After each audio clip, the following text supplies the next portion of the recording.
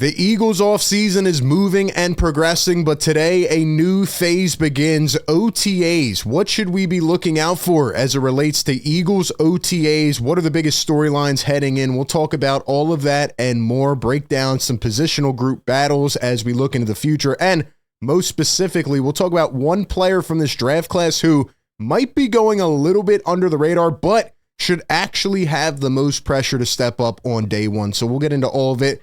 But welcome into A to Z Philly. I'm RB. And we started off with Eagle OTAs dates this year. May 27th, which is today, the 28th, which is tomorrow. Then it'll be May 30th, June 2nd and 3rd, and June 5th. Now, according to what I've seen and read, the reporters will only have a couple access dates, so we're not going to get a ton of stuff out of this. There's not a lot of media accessibility and availability, but we should get some things. We should get a few nuggets here and there. A lot of the Eagles players, even the vets, do show up, which is really a good sign of team building and team camaraderie, and I hope they do that. But nonetheless, we'll see how it all plays out, and we need to talk about the OTAs and what they mean. But first off, let's talk about one player who could be a big storyline going into this season, right? Linebacker group, you sign Zach Ball, bring him back, which is huge. You draft Jahad Campbell, but what about Nakobe Dean? Well, apparently Nakobe Dean, according to Pro Football Talk, has been using ballet training to help come back from his knee injury, trying to help his balance and things like that. Look, I hope Nakobe can come back. We should get an injury update probably in the next month or two, I'd think, right? I mean, what did he tear in January, I think, early January. So, he'll probably be out maybe 6 months, 7 months. Can he come back for the season? Do they want to rush it back? These are all things that the team needs to talk about. Good chance to kind of just learn a little more about the dynamic. They'll go through like some meetings and they'll talk through some things. And the Eagles have a very structured, polished way of doing their offseason activities. And I feel like they've really ironed it out over the last couple years. They know exactly what works. But as we head in here, what are the things that you want to see? What are the things that we should expect to look for? I'll tell you what, as we get further down the line here, especially when we get into training camp, the couple things that I'm looking out for are the secondary and the offensive line, right? Offensive line, right guard, who's it going to be? Tyler Steen feels like the favorite. He's been a guy that started before, though, so I'm not as worried, and I feel like there's a lot less room for error, right? Let's say Tyler Steen can't be the guy. You traded for Quinyon Green. You have a couple other guys who could also be like a swing tackle, but could fill in if you need them to, and I feel like based on Jeff Stoutland's success in the past, these aren't really things that we should be keeping our eyes so close on right now. I feel like Stoutland will find a way. But as it relates to the secondary and in an offseason where there's been so much evolving, so much change with this defense that just won a Super Bowl, obviously there had to be, right? Howie Roseman made some tough decisions. There's a couple positions I'm keeping my eye on. Number one is the cornerback room. Is Kelee Ringo going to be the guy? He says the Eagles moved on from Slay this offseason and Isaiah Rodgers left in free agency. That means they lost a starter and their top backup outside corner. The most likely replacement is third-year pro Kelee Ringo, but the Eagles added Adoree Jackson this offseason, and he should push the 22-year-old Ringo. I mean, the thing that was so magnificent about this defense was how Vic Fangio had every chess piece playing in accordance to each other. Like everything felt linked, right? One player makes a move here, the other guys immediately knowing where to be on the field and knowing what to do. And it was never about one guy. There was no egos. Everything was so in sync. And it was just an amazing job by Vic Fangio. And PFF actually ranked the Eagles cornerback room as number one in the NFL, which honestly was a little bit surprising to me. Of course, that was because of Quinyon Mitchell and Cooper DeJean. And you really hope that those guys can flourish and keep that dominance going that they had as rookies, which really was unprecedented. But when you think about Kelee Ringo on the other side, he's had a little bit of opportunity, right? In his rookie year, he had, I think, 4 games played, and he had an interception. Still needs to work on his technique a little bit, not cause as many penalties, and still has some things to iron out.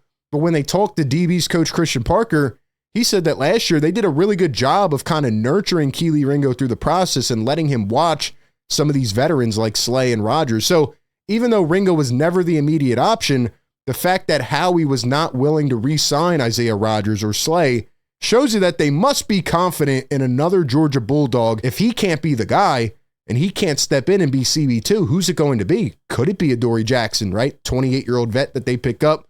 more experience, but does he still have enough? Is his peak still good enough to be a lockdown number 2 corner? We'll have to wait and see, but definitely keep my eyes on that.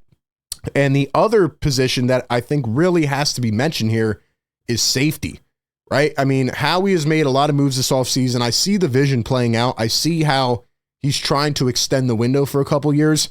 But if we're being completely honest, the one move I still do not necessarily agree with is CJ Gardner-Johnson, who was traded to the Houston Texans for Quinyon Green. And really, it just felt like a move where they don't want to have to get into a contract negotiation with CJ Gardner-Johnson. So Dave Zangaro says the Eagles have one starting spot open next to Reed Blankenship, right? We know he's going to be the starter, and even he's coming up on a contract soon. But the competitors for the gig are third-year, third-round pick Sidney Brown and second-round rookie Drew Mukuba, who was taken out of Texas with the number 64 pick in late April.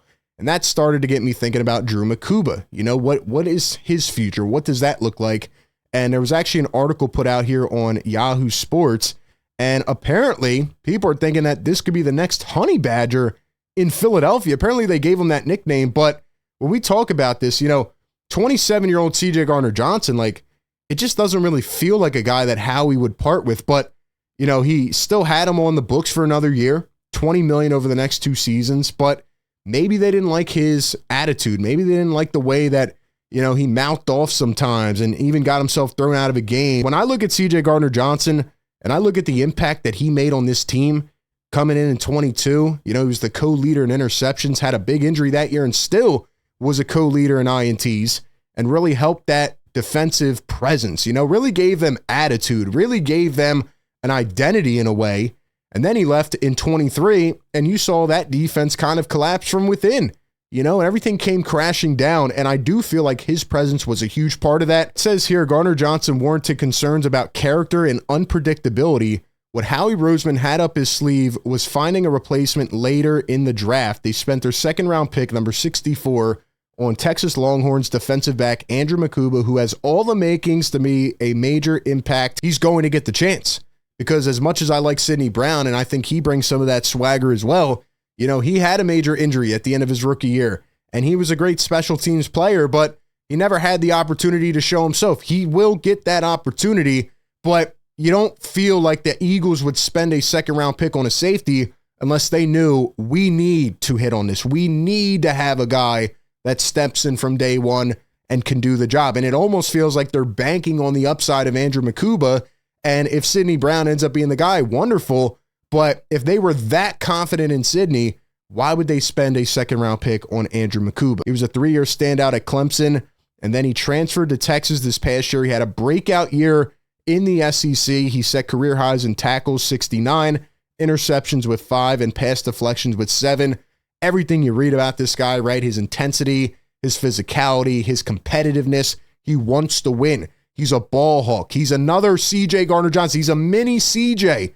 And if he can come in and be ready and be polished from day one, he is going to get the chance. Matter of fact, I'm going to argue that it is the most important rookie in this class, the most important positional battle, right? Because when you think about the cornerback position, you know, they have other guys who can step in and fill in. They have Quinyon and DeJean leading the way. When you think about offensive line, Jeff Stoutland knows what he's doing.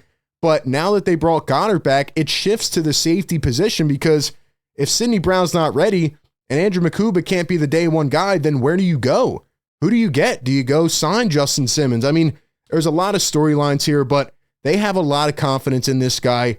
He has to work on his technique. He has to be able to tackle in the open field. But everything that he has put on paper and he has put on film shows you that they think he is ready for this opportunity. He helped anchor the Longhorns defense on their CFP semifinals run. 4-year starter who plays the game with instincts and awareness of a player who has seen a lot of football. I loved how he spoke in his post-draft interview. He was very humble, and he is a guy who has learned things very quickly at the collegiate level, and he seems excited for the opportunity.